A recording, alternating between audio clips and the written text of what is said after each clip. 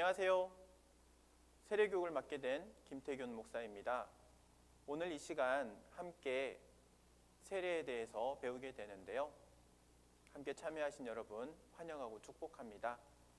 귀한 시간 통하여서 그동안 긴가민가 했던 것들 혹은 이게 도대체 뭐지? 라고 궁금하게 여겼던 부분들 하나하나 궁금증도 해소되고 알아가는 시간 되기를 바랍니다.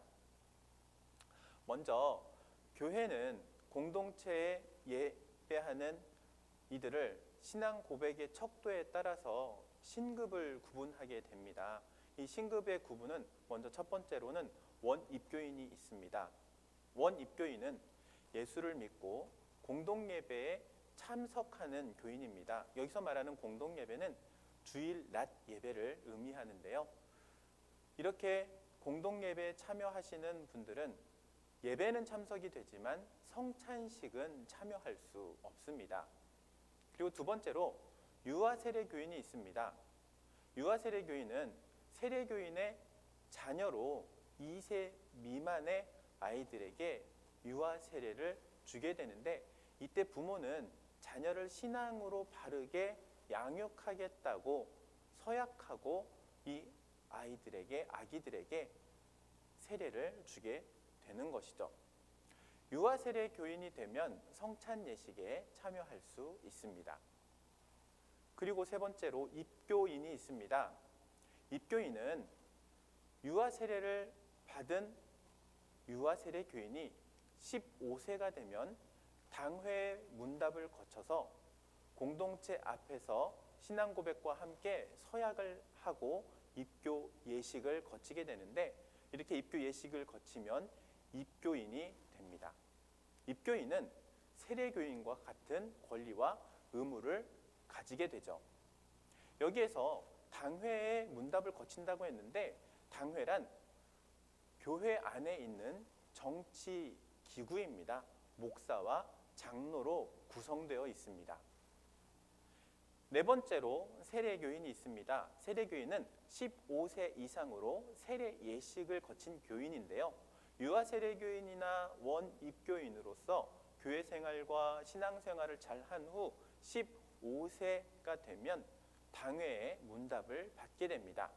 당회에서 그를 세례교인으로 합당하게 여기면 신앙 고백과 서약을 한 후 당회장 목사에게 세례를 받고 완전한 입교인이 됩니다.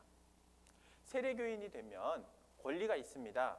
공동의회 참정권인데요. 공동의회 참정권은 18세가 되면 참정권을 생기고 공동의회에 의결 투표를 할 수 있게 됩니다. 그리고 세례교인이 되면 의무도 있는데요.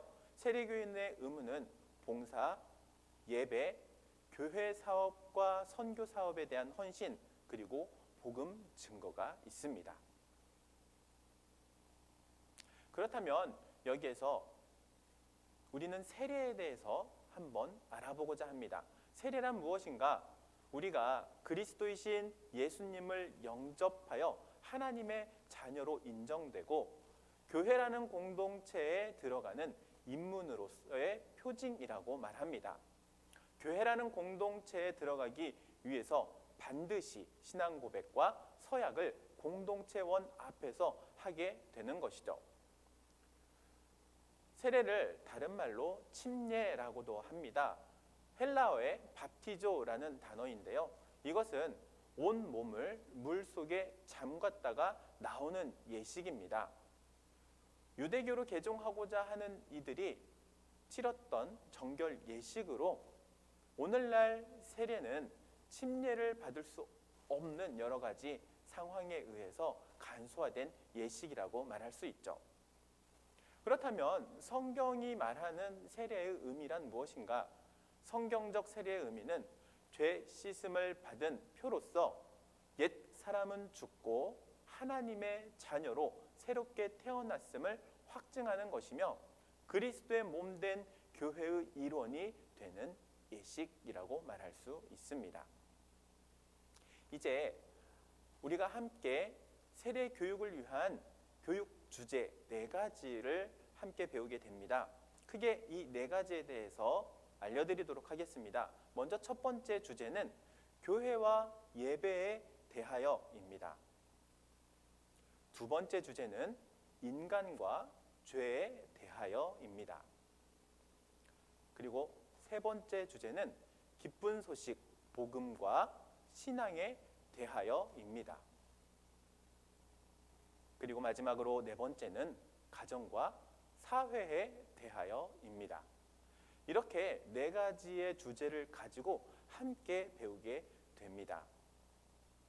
첫 번째 주제인 교회와 예배에 대해 함께 배우도록 하겠습니다.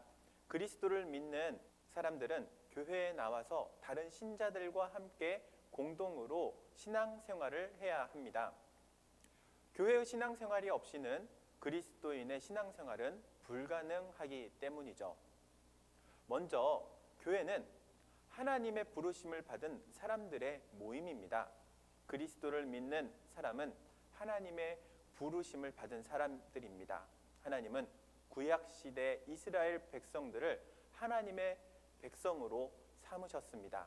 그리고 신약시대에는 그리스도를 믿는 이들로 하여금 교회를 이루게 했던 것이죠. 그리스도인은 주일에 교회의 예배에 참석해야 합니다.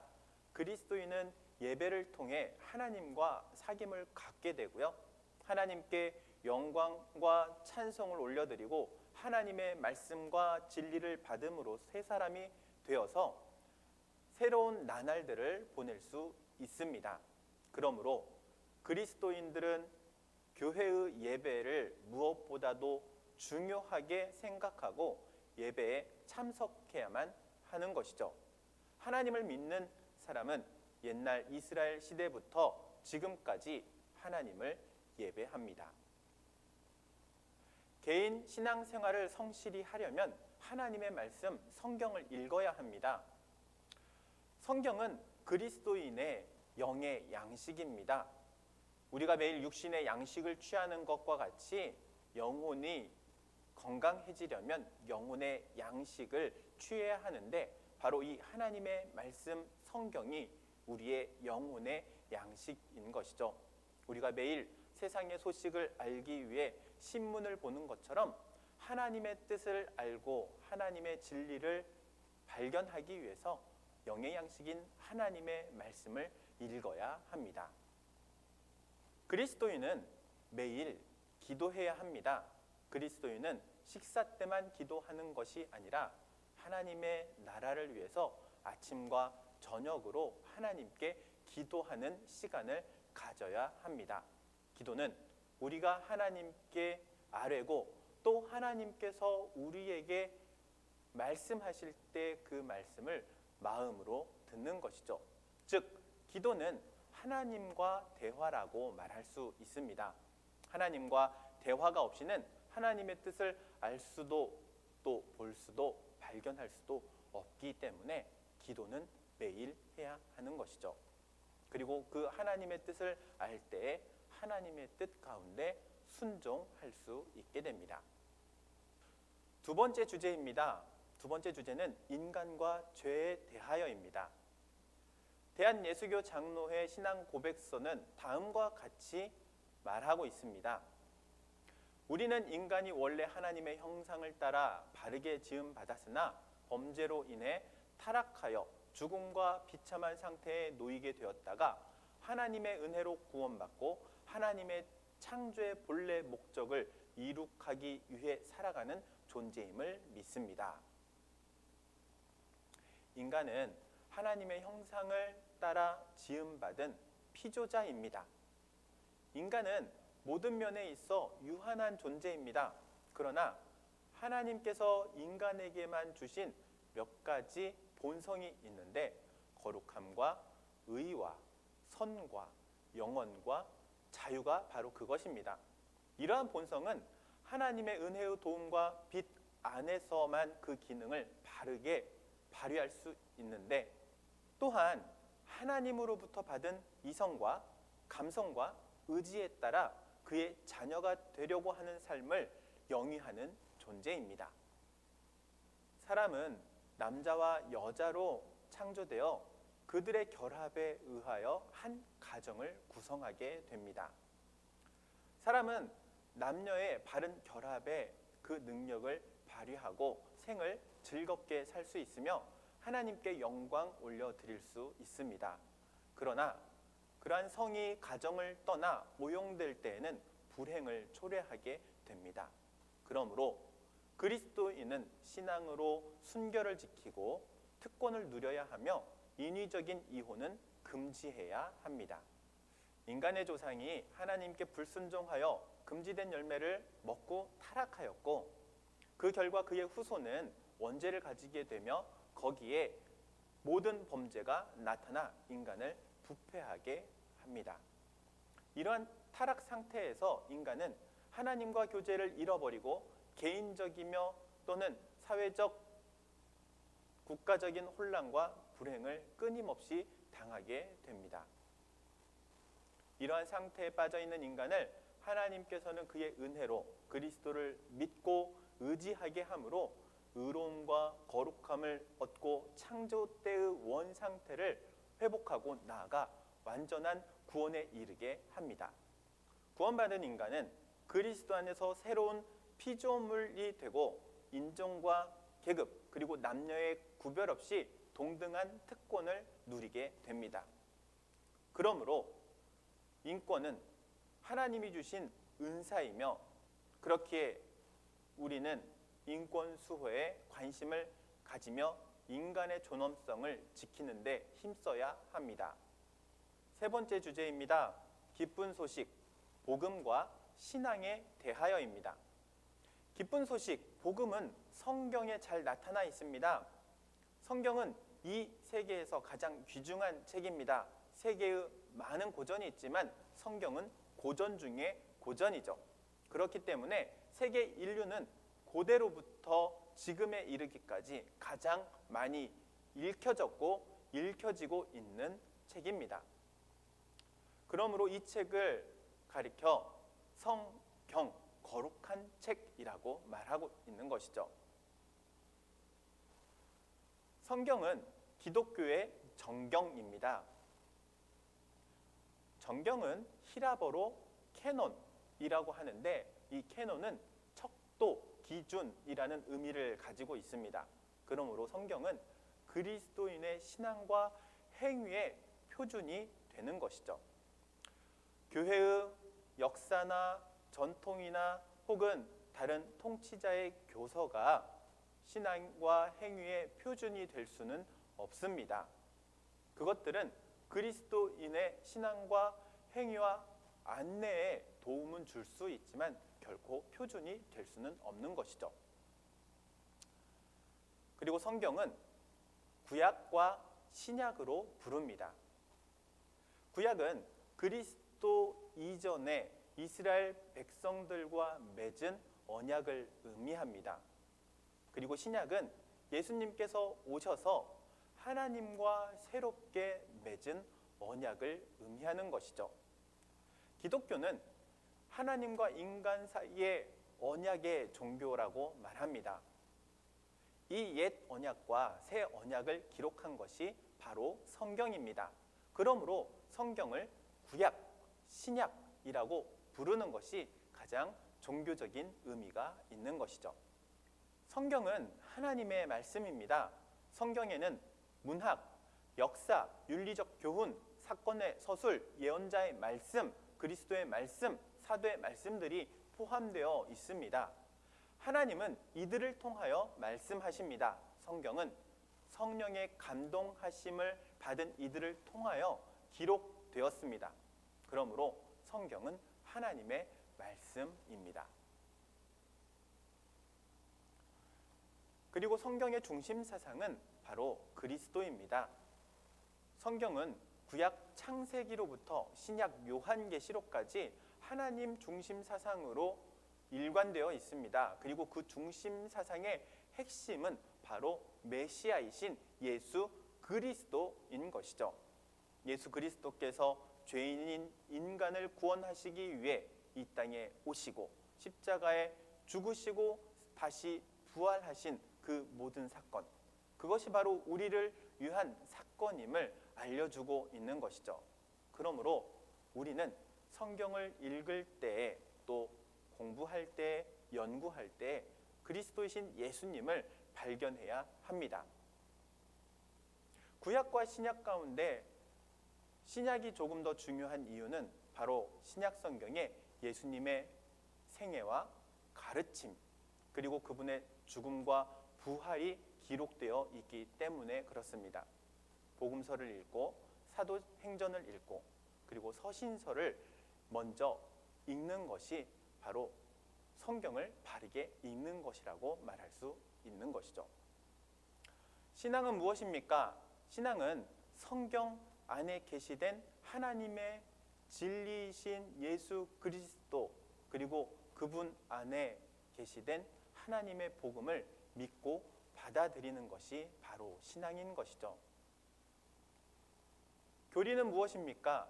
교리는 성경과 예수 그리스도 안에 계시된 중요한 진리의 내용입니다. 그리스도인은 믿음으로써 교리를 받아들여 자기 신앙의 내용을 삼습니다. 교리는 신앙생활의 지침이 되는 것이죠. 성경이 가르치는 교리의 내용은 사도신경에 잘 나타나 있습니다. 사도신경은 초대 그리스도인들이 신앙을 고백한 교리입니다.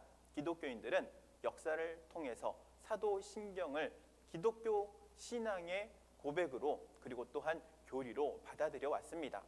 그리고 로마 카톨릭 혹은 동방 정교회, 개신교의 각 교회는 모두 다 함께 이 사도신경을 신앙 고백으로 받아들이고 있습니다. 우리 장로교에서는 사도신경 외에 종교개혁 이후 칼빈의 신학을 근거로 해서 웨스트민스터 신앙고백, 대요리 문답, 소요리 문답을 우리의 신앙의 교리로 받아들이고 있습니다. 이 신앙고백과 대소요리 문답은 사도신경의 내용을 성경적으로 자세히 설명하였을 뿐만 아니라 거기에 포함되어 있지 않은 중요한 교리를 설명하고 있습니다. 그러므로 우리 장로교인들은 사도신경 외에 웨스트민스터 신앙고백, 대요리 문답, 소요리 문답을 읽고 우리의 신앙의 교리로 받아들여야 하는 것이죠. 현대에는 기독교의 역사적인 신앙 고백을 받아들이지 않고 사사로이 성경을 해석하고 새로운 교리를 제정해 사람들을 유혹하는 유사 종교, 그리고 신흥 종교들이 많이 있습니다. 이러한 종교들은 다 기독교의 복음 신앙에서 이탈된 이단들입니다. 한국에도 이러한 유사 종교 그리고 신흥 종교들이 많이 있는데 그리스도인들은 이러한 종교에 미혹되지 않도록 주의해야 하겠습니다. 그리스도인들이 바른 신앙과 교리를 가지려면 성경을 공부하고 건전한 기독교 서적을 많이 읽어야 합니다. 그리해야 그리스도인의 신앙이 성장합니다. 기독교의 신앙은 맹목적인 신앙이나 미신적인 신앙이 아닙니다. 그러므로 성경을 모르고서는 바른 신앙을 가질 수 없습니다. 그리스도인은 계속해서 성경을 공부하고 건전한 기독교 서적을 읽음으로써 바른 신앙과 교리를 가지도록 해야 합니다. 네 번째 주제입니다. 가정과 사회에 대하여입니다. 그리스도인은 가정생활을 신앙적으로 잘 해야 합니다. 가정은 하나님의 창조의 질서입니다. 하나님이 준 가정 전체가 하나님께 영광을 돌리고 하나님의 거룩한 뜻을 이룩하도록 해야겠습니다. 성경은 부부를 그리스도와 교회의 관계에 비유하였습니다. 그리스도는 교회를 사랑하고 교회는 그리스도를 사랑하는 것과 같이 남편은 아내를 사랑하고 아내는 남편을 사랑하여 사랑의 가정을 이루어야 하겠습니다. 부모는 자녀들을 신앙적으로 교육할 책임이 있습니다. 이스라엘 사람들은 가정에서부터 종교교육을 철저히 하였습니다. 그들은 가정에서 받은 종교교육으로서 일생을 살았습니다. 이와 같이 그리스도인 부모는 가정에서부터 자녀들에게 기독교 교육을 철저히 가르쳐야 하겠습니다. 부모는 자녀들과 함께 가정 예배를 드리고 자녀들에게 성경을 가르쳐 주어야 합니다. 부모는 자녀들과 함께 식탁에 둘러앉아 기도하고 식사하면서 신앙적으로 지도해야 합니다. 그리고 자녀들은 그리스도 안에서 부모를 공경해야 합니다. 10계명의 5번째 계명, 부모를 공경하라고 가르치고 있습니다. 예수님은 어려서부터 부모님을 잘 공경하였습니다. 부모는 책임 있게 자녀를 가르치고 자녀들은 의무적으로 부모를 공경할 때 아름다운 신앙의 가정을 이룰 수 있습니다. 그리스도인은 한 걸음 더 나아가서 사회생활을 책임 있게 해야 합니다. 그리스도인은 교회의 한 사람인 동시에 사회의 한 사람입니다. 그러므로 그리스도인은 신령한 교인인 동시에 선량한 시민이 되어야 합니다. 그리스도인은 민주 시민으로 사회와 국가와 세계에 봉사해야 합니다. 그리스도인은 다른 사람들을 위해 있는 사람입니다. 그러므로 그리스도인은 다른 사람의 상황을 잘 판단하고 삶을 서로 나누도록 해야겠습니다. 그리스도는 내 이웃을 내 자신과 같이 사랑하라고 말씀하셨습니다. 그리스도인은 사회 정의의 실현과 민주국가의 수립을 위해서 노력해야 합니다. 그리스도는 개인의 구원을 중요시하였을 뿐만 아니라 사회와 세계의 구원도 중요시하였습니다. 그리스도인은 사회와 국가와 세계에 봉사할 때 그의 직업을 통해 합니다. 직업은 하나님께서 각자에게 맡기신 일입니다. 그러므로 직업은 다 신성한 것입니다. 그리스도인은 이러한 기독교의 직업 윤리관을 가지고 사회와 국가와 세계에 봉사하도록 해야 하겠습니다.